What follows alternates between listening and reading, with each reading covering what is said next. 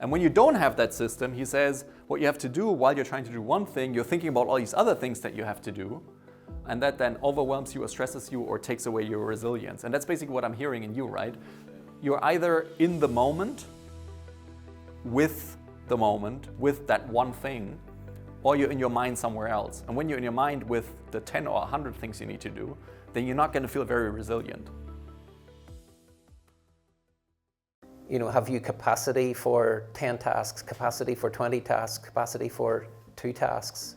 I think your resilience, which I don't know if you have a definition for resilience, but it's just the ability to cope. In my mind, I define it as the ability to cope in the moment with whatever is right in front of us, which is separate to, I think our capacity or our resilience will move from one task to the next.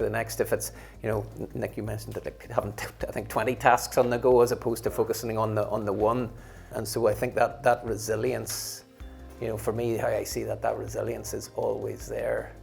But your capacity to cope, and that's tipping back into the question around workload at that stage. Am I overloaded as opposed to pure your resilience, that ability to cope in the moment, to be able to think with clarity, to see with clarity, to know the next step to take action on, the next direction to go in.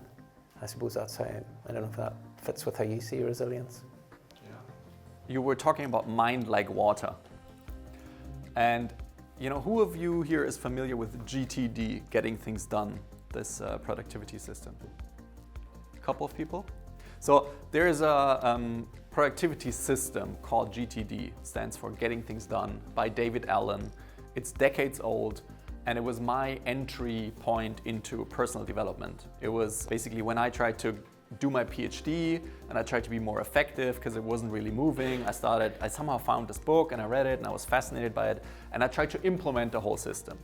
And the system is cool, and I think there's a lot of power in it and like a lot of really powerful elements, which I'm still partly using to date.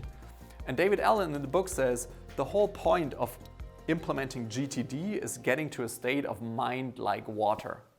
He says what you want to do is you want to create a trusted system that you trust so much that basically everything that comes into your life as a thing you need to do at some point, right? All these things that tasks take away our attention, they basically go into the system which is outside of your brain.